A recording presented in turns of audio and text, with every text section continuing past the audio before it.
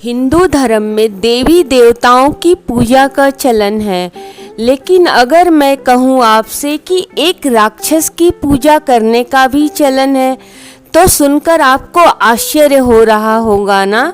लेकिन पुराणों में इसका जिक्र है। धार्मिक कथा के अनुसार एक बार शिव जी ध्यान में बैठे हुए थे।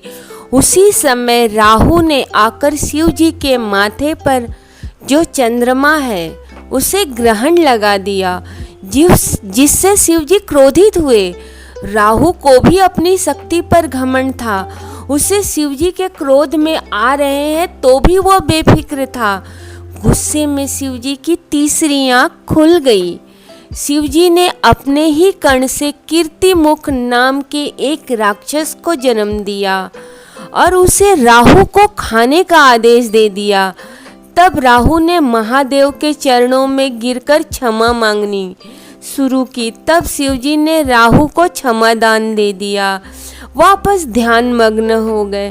तब कीर्तिमुख ने पूछा, मैं क्या करूं, किसे खाऊं, मुझे भूख लगी है। ध्यान अवस्था में ही शिव जी के मुख से निकल गया, तुम अपने आप को ही खाओ। जो आज्ञा कहकर प्रभु कीर्तिमुख ने अपने आप को खाना शुरू किया। थोड़ी देर बाद शिव जी ध्यान से उठे। उन्होंने देखा कीर्तिमुख ने अपने सारे शरीर को खा लिया है, सिर्फ मुंह और हाथ ही बचे हैं।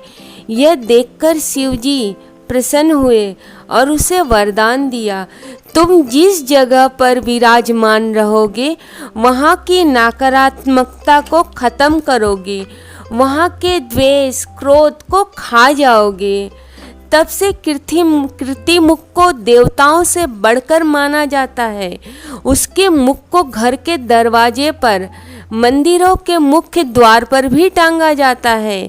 कथा पसंद आए तो चैनल को लाइक और सब्सक्राइब करो।